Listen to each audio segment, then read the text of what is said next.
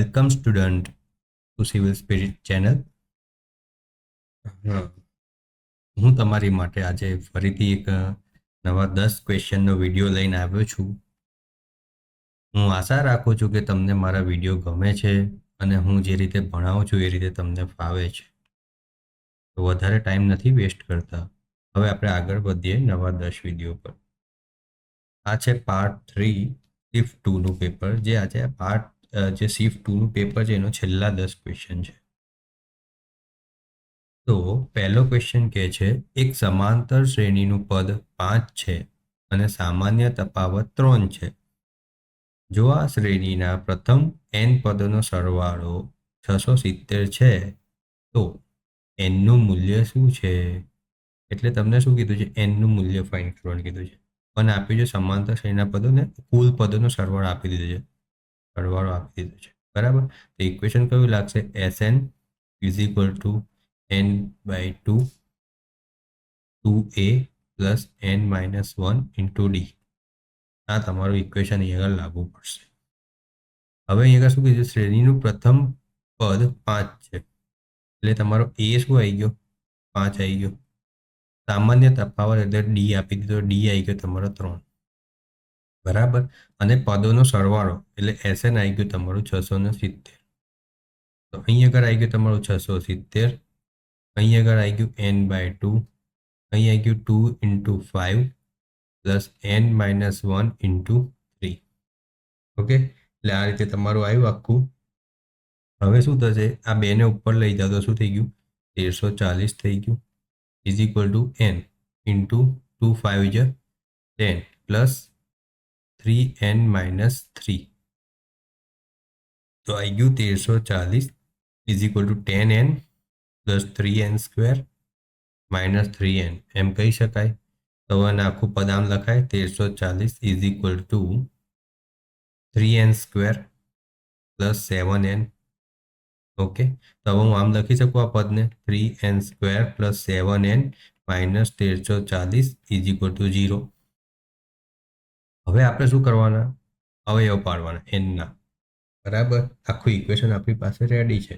તો એના માટે શું કરવાનું? પહેલાં આપણે 1340 જે છે અને 3નો ગુણાકાર કરો. તો 1340 અને 3નો ગુણાકાર કેટલો થાય? આપણે બહુ મોટો થાય. કેટલો થાય? 4 0 20 0 થાય. 1340 ગુણ્યા 3 કરો. પહેલો આઈડિયા આપણને આ આવે 4 3 12 3 3 9 10 15 4 0 20 0 થાય. 4020 થયો. પણ આપણે એના કરતાં એક કામ કરીએ કે અહીંયા આગળ ઓપ્શનમાં કયા કયા આપે છે? 15 25 24 ને 20. હવે હું અહીંયા આગળ વચ્ચે પ્લસ 7 લાવવાનો છે. તો હું આગળ આમ કહી શકું કે 3n square plus 67n minus 60n minus 1340 is equal two 0. કેમ? તો જો 67 ગુણ્યા 60 કરો, 6 કરો, 6 7 42, 6 6 36, 40 એટલે 20 થયો. 4 0 20 થયો. 40 20ના 67 અને 60 એવા બે ભાગ પડે. હવે પહેલામાંથી n કોમન કાઢ લો તો 3 પ્લસ 3n પ્લસ 67 રહ્યા. હવે માઇનસ બીજામાંથી શું કોમન કાઢ લો? 20 કોમન કાઢો. તો 20 કોમન કાઢો તો આ 3n થઈ ગયું અને આ થઈ ગયું પ્લસ 67. કેમ 20 કોમન કાઢ્યા?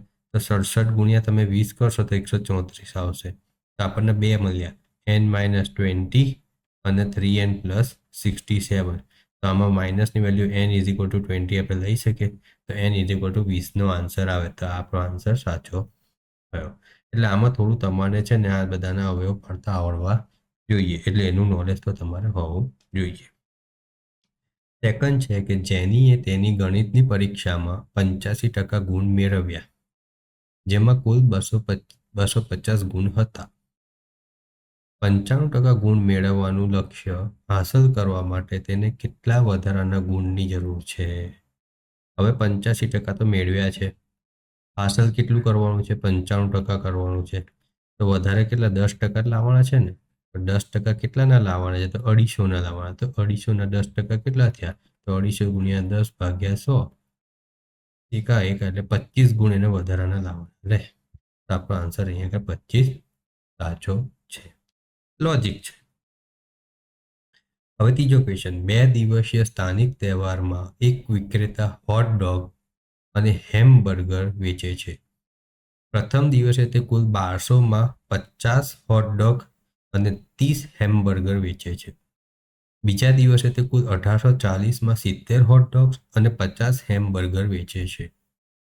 જો દરેક હોટડોગ અને દરેક હેમબર્ગરની કિંમત 2 દિવસ સુધી સ્થિર રહે છે તો નીચેનામાંથી હોટડોગ અને હેમબર્ગરની કિંમતો કઈ છે?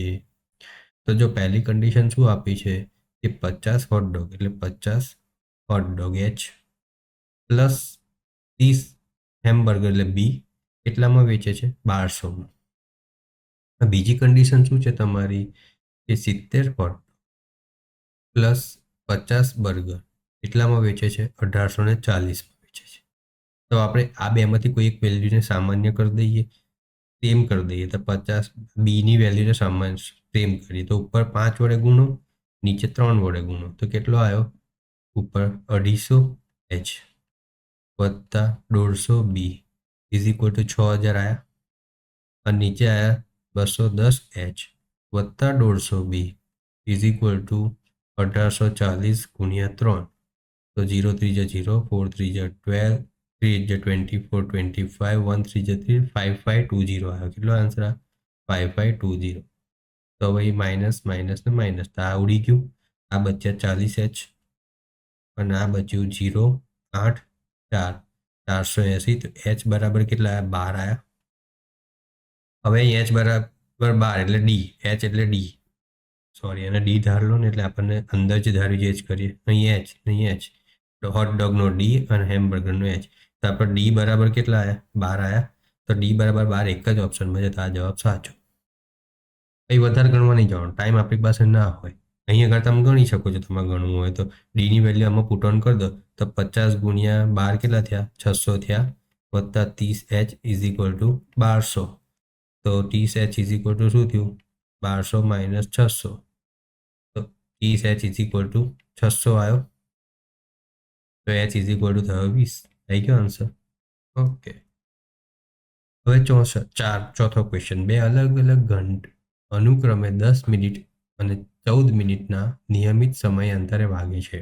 જો બંને ઘંટ એક સાથે 12 PM પર વાગે છે તો 12 PM પછી તેઓ ફરીથી એક સાથે ક્યારે વાગશે? તો અહીં શું કીધું છે કે 2 અલગ ઘંટ છે, એક 10 મિનિટ અને 14 મિનિટના નિયમિત સમયાંતરે વાગે છે પણ 12 વાગે એક સાથે વાગે તો ફરીથી એક સાથે ક્યારે વાગશે? એલસીએમ લઈ લેવાનું. તો 10 અને 14નું એલસીએમ લઈ લો. 2 5 10, 2 7, 5 1 7, 7 1 1, 2 5 10, 7 70 મિનિટ એટલે 70 મિનિટ પછી ફરીથી વાગશે. એટલે કે 1 કલાક ને 10 મિનિટ એટલે કેટલા થયા? 1 કલાક ને 10 મિનિટ. અત્યારે કેટલા? 12 વાગે છે તો વત્તા 12 કરી દો તો 1 વાગે ને 10 મિનિટે વાગશે. 1 વાગે ને 10 મિનિટે ફરીથી વાગશે જોડે. હવે પાંચમો ક્વેશ્ચન, 3 ભાગીદારો એ, બી અને સી એક વ્યવસાય શરૂ કરે છે. એ 10,000નું રોકાણ કરે છે, બી 15,000નું કરે છે અને સી 20,000નું કરે છે. જો વ્યવસાયમાં 27,000નો નફો થયો હોય તો એના નફામાં કેટલો હિસ્સો આવશે? તો 10,000 જેમ 15,000 જેમ 20,000. મીંડા ગયા, આ ગયા, આ ગયા, આ ગયા, આ ગયા. 10, 15 ને 20 થયું. હજી કોમન નીકળશે. શું નીકળશે? 5 2 10, 5 3 15 ને 5 4 20. ટોટલ સરવાળો કેટલો થયો? તમારો 9નો થયો. બરાબર, 9નો થયો. તો 27,000 નફો થાય છે તો 27,000 ભાગ્યા 9 તો 9 3 3,000નો થયો. હવે એ એટલે 2 એટલે 3 ગુણ્યા 2 ગુણ્યા 3 એટલે 6,000 રૂપિયા એના ભાગમાં આવશે. તો આ 6,000 રૂપિયા હિસ્સો છે. બરાબર, બધાનો કાઢી શકો છો. બીનો કાઢવાનો 3 ગુણ્યા 3,000 9,000, 4 ગુણ્યા 3,000 12,000. હવે એ છઠ્ઠો ક્વેશ્ચન છે કે સોમવારથી બુધવારનું સરેરાશ તાપમાન 75 ડિગ્રી ફેરાનહીટ છે અને ગુરુવારથી શનિવારનું તાપમાન 79 ડિગ્રી ફેરાનહીટ છે. જો રવિવારે 76 ડિગ્રી ફેરાનહીટ હોય તો સમગ્ર સપ્તાહનું સરેરાશ તાપમાન કેટલું? ઇઝી છે. પહેલા 3 દિવસનું આપ્યું છે 75 ગુણ્યા 3 એટલે કેટલા થયા તમારા? 75 ગુણ્યા 3 કરો એટલે કેટલા થાય તમારા? ગણો તો 3 5 15 એટલે 225 આવે. પછી બીજું આપ્યું છે તમારે કેટલું 79 ડિગ્રી, બીજા 3 દિવસનું આપ્યું છે. તો 79 ગુણ્યા 3 કરો તો 79 ગુણ્યા 3 કરો, 3 9 જે 27, 7 3 જે 21, 2 3 એટલે 2 3 7 થયું. અને ત્રીજું આપ્યું છે તમને 76, એ ખાલી રવિવારનું એટલે એક જ થાય એટલે 76 સરવાળો થયો. તમે સરવાળો કરો 6 ને 7, 13 ને 5 18 બરાબર. તો 7 ને 3 10 ને 2 12 ને 1 13, 538 આવ્યું. તો 538 ટોટલ આવી ગયું ટોટલ. તો 538 આવ્યું એનો એવરેજ 7 વડે ભાગી દો તો કેટલો આન્સર આવ્યો 7 7 જે 49 વધ્યા 4. તો 7 7 જે 49 વધ્યા 4. એટલે આ રીતે કરો. ચલો તમને એમ ના ફાવતું તો આમ કરી દઈએ. 7 7 જે 49 વધ્યા 48. 7 6 જે 42 તો વધ્યા 60. 7 8 જે 56 એટલે આગળ 76.8 સમથિંગ છે. તો આપણો આન્સર આવ્યો 76.86 ડિગ્રી ફેરનહીટ. ઓકે. 7મો ક્વેશ્ચન. એક પાઇપ 4 કલાકમાં એક ટાંકીને ભરી શકે છે અને ડ્રેઇન પાઇપ 6 કલાકમાં આખી ટાંકીને ખાલી કરી શકે છે. જો પાઇપ અને ડ્રેઇન પાઇપ બંને આકસ્મિક રીતે ખુલ્લી રહી જાય તો ટાંકી ભરવામાં કેટલો સમય લાગશે? તો એ આપણને કેટલી લાગે 4 કલાક. બી આપણને કેટલા કલાકમાં ખાલી કરે 6 કલાક. તો બેવનો લસા કેટલો થયો 12 થયો. તો 4 તારી 12 અને 6 દુના 12. આ માઇનસમાં આવશે કારણ કે ડ્રેઇન કરે તો 1 થઈ ગયો. તો બંને જોડે ખુલ્લી રહી જાય તો 12 ભાગ્યા 1 તો કેટલો થયો 12 કલાક થાય. તો આપણો આન્સર આવે 12 કલાક. ઇઝી છે ક્વેશ્ચન. હવે અહીંયા એક રસાયણ શાસ્ત્રી પાસે એસિડ અને પાણીનું દ્રાવણ છે. પ્રથમ દ્રાવણમાં 10% એસિડ છે અને બીજા દ્રાવણમાં 40% એસિડ છે. તેની 100 લીટરનું 25% એસિડ દ્રાવણ તૈયાર કરવા માંગે છે. તો તેની કેટલા લીટર એક દ્રાવણને મિશ્રણ કરવા જોઈએ? એટલે આપણી પાસે 2 એસિડ છે, એકમાં 10% છે ને એકમાં 40% છે. હવે એને 100 લીટરનું એક દ્રાવણ એવું બનાવવું છે કે જેમાં 25% એસિડ હોવું જોઈએ. તો કેટલા લીટર બંનેમાંથી ઉમેરવું પડે એવું ફાઇન્ડ કરવું. તો જો અહીંયા આપણે mixture and allegation method use કરીએ તો 10% અને 40%. કેટલું બનાવવાનું છે 25%. તો કેટલું થાય આનો ગેપ 15%. આનો ગેપ કેટલા થાય 15%. તો રેશિયો કેટલાનો બન્યો 1:1 બન્યો. એટલે બંનેમાંથી 50% 50% લેવાનું થાય. બંનેમાંથી કેટલું લેવાનું થાય 50% અને 50%. જો આન્સર છે આપણો કે 10ના 50 લીટર, 10%ના 50 લીટર અને 40%ના 50 લીટર લઈ લો.